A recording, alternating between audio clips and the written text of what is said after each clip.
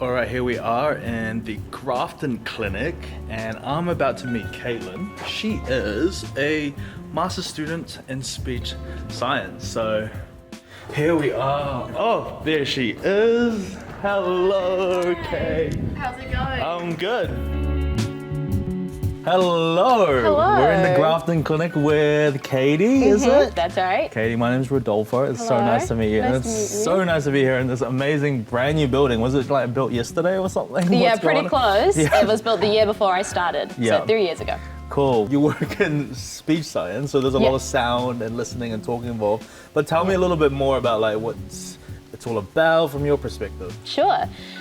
So speech science is essentially learning how people use speech and language to communicate with each other and to connect with each other. Because language is really how we form relationships, which plays a big part in how we participate in life and where our happiness comes from. There is some children who might have language delays, so they're not learning language as quickly as the other children their age. Some adults might have had strokes or brain injuries, and that can all affect their ability to use language. And that can have an effect on how they're able to connect with people around them and can lead to them feeling isolated. And so it starts to become concerning that if a child is showing signs that they might not be learning as quickly as the others around them, that they'll start to fall behind. Absolutely. And then it can happen quite exponentially. And so our job as speech language therapists is we want to be experts in language and how children learn language so that we can support them to help them get to the same stage as their peers. And then that obviously has impacts for them later on in life and their ability to function in society. Sounds like you're doing really good mahi, really good research. Should we go check out the clinics? Yeah, absolutely. Sweet. All right, shall we go? Yeah, so we're gonna go to the left here. Yep. So come on in. Oh, cool. Yeah, this is the clinic that I use when I'm working with the kids in the university clinic. We love using dolls when we work with kids. Yep.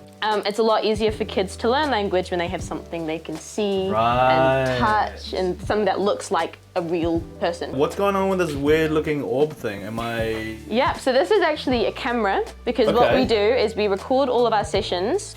Oh, Yeah. Hey there. So this just looks like a mirror from this side of the wall, but actually what the children don't know is there's speech science students and supervisors who are sitting on the other side of the wall. I wonder if there's any in there right now. Yeah, well, why don't we go take a look? Yeah. We have in here Cool. Oh my goodness our lovely me. speech science student, Ashley. We got a spy in here. That's right. Would you watch sort of someone who's fully trained sort of do it and then give them feedback, or them, you ask them questions and stuff? Yeah, so when we start the degree, we start doing clinics almost immediately, even before we've learnt a lot of theory. Right. And so often we'll watch our supervisors, so professional SLTs, working with the clients first, and then as we learn more and become more experienced over the 2 years, we start taking more on this responsibility until by the end of the degree, so what I'm doing now, you'll have multiple kids you're seeing a day, and the supervisor won't even necessarily be, she's not in the room and she'll kind of leave you to your own devices. Ooh, that sounds very scary. Ashley, what do you think about being left to your own devices? All in good time. Yeah. Yeah, it's part of the process. It's great to learn from observation, but you learn so much more from doing. So Cool. that's what comes next. And you talk to adults as well, you work with adults. We do, yeah. So we have another room similar to this that's more set up for adults. Cool. So I can go Thank show you so that much. one. Enjoy your studies. So this is the room that we often use for them. Oh, wow. So we come on in, as you can Less see. toys? Yeah, it's a little differently set up. We call it the IKEA room because all the furniture kind of looks like it comes from IKEA. That makes sense. Yeah, a lot of our therapy with adults is much more talking based Right. than with kids. Yeah, and you can see we have the same thing. We have a camera and we have our mirror, the two-way mirror, and an observation room on the other side of that. Yeah, let's go. Right here we actually have our voice and swallowing clinic with another speech language therapist. Oh my goodness. Okay, what is going on here? What's your name? Shakila Salim. Shakila, my name's Rodolfo. Hi. Tell us about this wonderful room. This is like a swallow and voice lab led by Dr. Anna Myers, senior lecturer in speech science. I'm in my final year doing PhD in speech science. Wow. Basically, I'm doing a randomized clinical trial with an individual with Parkinson's disease. And then I'm doing a voice therapy and a muscle strength training to improve their voice and swallow cough function. tell us about all this important and very cool looking technology. What actually happens in this room?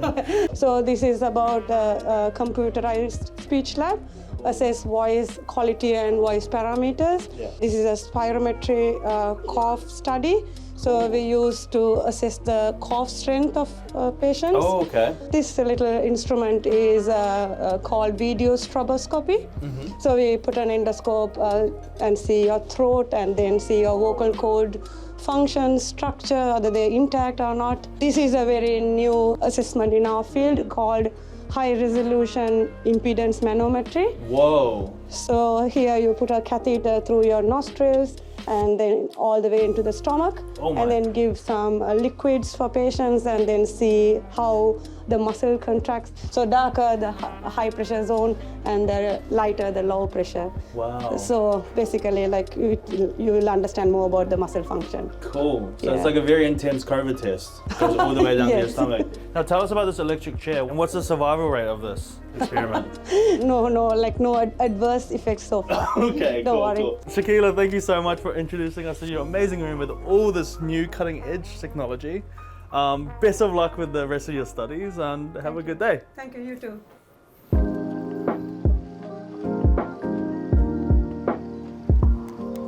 Oh, here he is. Hello. Okay, Calvin, you're a PhD student, is that right? Yeah, that's right. Yes, I'm at the end of my PhD. I've been working between speech science and School of Music, the voice department there. I'm specifically looking at objective measures for singing voice analysis. For diagnosis of any voice complaint, we actually need these objective measures to make sure that we know what these complaints are, where they're coming from.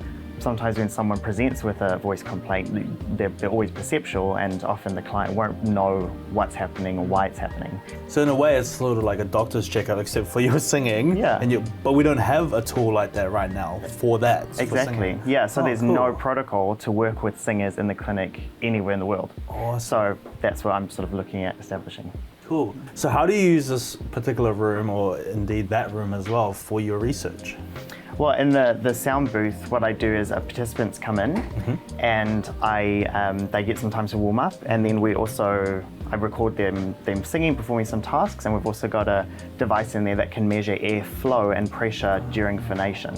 Can you just tell us a little bit more about how your research specifically ties into the psychology? You know, any dysfunction in the voice really affects quality of life, and especially for voice professionals, it's affecting self-esteem, efficacy, all of those things that can really have a negative impact on quality of life and our social interactions with others as well. You're at the end of your PhD almost, it sounds like. So congratulations, first of all. Thank you. But what's next for you? What are you going to do next? I've actually got a research project coming up, really lined up, looking at the voice characteristics of Maori speakers in New Zealand specifically, and then looking to maybe move a bit further afield for continued research. I'm about to go into my PhD, or I'm thinking about going into PhD in clinical psychology, and do you have any advice for me or others who are sort of going to postgrad and thinking about that pathway as well? Like, don't beat yourself up if you find yourself procrastinating every now and then. Okay. Procrastination can lead to like really great productivity. So just embrace those moments. If you need a bit of rest, take it. And then when you feel like it's time to write and you can, really write. Don't try to kind of conform to what you think you should be doing. If writing 100 words a day doesn't work for you, don't do it. Don't not do it. Just do it differently. Do it differently, but don't not do it. It's like, writing doesn't work for you. So Just Dan's don't. like, I just watched the video. Why are you telling all the students to procrastinate? So Katie, thank you so much for introducing me to this wonderful facility. No problem. Speech science sounds so cool. I mean, where did we go? We went to child clinic, adult clinic, voice and swallowing, and a singing booth, it looked like. Yeah. So that's really cool. But for you specifically, you're at the end of your master's, so congratulations, almost there. Thank you. But what's next for you? Yeah, so like you said, I'm finishing up the degree, which means I'm finishing my research, doing the clinical exams, and then looking for grad jobs. Yep. So everyone in my cohort right now, we're looking for jobs. It might be looking to work in the hospital next year or working with the Ministry of Education in schools. And the great thing about it is there's so many areas that you can go into. So it's an exciting time. And for you specifically, do you have any inkling where you want to go, who you want to work with? Yeah, well, I think because of my background in singing, I've always been quite interested in voice. So it would be nice to end up there someday. But at the moment, I'm quite interested to just apply to lots of jobs and see what happens next year. See where you land. Yeah. That sounds like a plan. Well, thank you so much again for taking me on this whirlwind tour. All the best. Thank you. Thank you again.